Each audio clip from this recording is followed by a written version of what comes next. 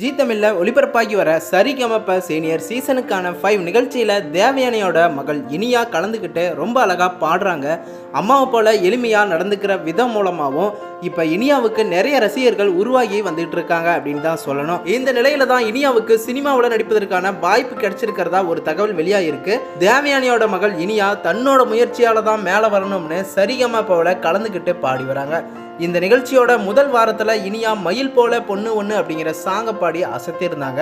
அதுக்கப்புறமா ஒவ்வொரு பாடலையுமே அவங்க தேர்ந்தெடுத்து தான் பாடி வராங்க. தேவயானி நினைச்சிருந்தா அவங்களோட மகள் இனியாவுக்கு டைரக்டா சினிமாவில் வாய்ப்பு வாங்கி கொடுத்திருக்கலாம். ஆனா தன்னோட மகள் சொந்த முயற்சியால மேல வரணும்னு தான் சரிகமபல கலந்துக்க வச்சிருக்குன்னு தேவயானியும் கூட சமீபத்தில் பேசியிருந்தாங்க. இதையெல்லாம் பார்த்து ரசிகர்கள், ஜெனரல் ஆடியன்ஸ் எல்லாருமே தேவயானியை ரொம்பவே பாராட்டி வந்தாங்க அப்படின்னு தான் சொல்லணும். இந்த நிலையில தான் இனியா சினிமாவில் இப்ப ஹீரோயினியா மாற போறாங்க அப்படிங்கிற நியூஸ் தான் இப்ப வெளியாகி சோசியல் மீடியாவில் வைரலாகி வந்துட்டு இருக்கு. தெலுங்குல ராம் ஜெகதீஷ் இயக்கத்தில் வெளியான கோர்ட் திரைப்படம் இந்த வருஷம் மார்ச்ல தான் வெளியாச்சு. அந்த படம் ரொம்பவே நல்ல வரவேற்பு அடைஞ்சிருச்சு அப்படின்னு தான் சொல்லணும்.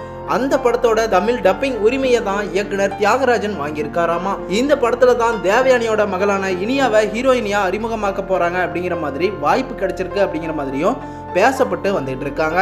மேலும் ரொம்ப வருஷத்துக்கு அப்புறமா தேவயானியும் சரத்குமாரும் இணைஞ்சு நடிக்கிற 3 BHK படம் ஜூலை மாசம் ரிலீஸ் ஆக இருக்கு. இந்த நிலையில தான் அம்மா ஹீரோயினியா நடிக்கும் போதே மகளும் ஹீரோயினியா நடிக்கிறாங்க அப்படிங்கிற மாதிரி பலரும் பேசி வந்துட்டு இருக்காங்க.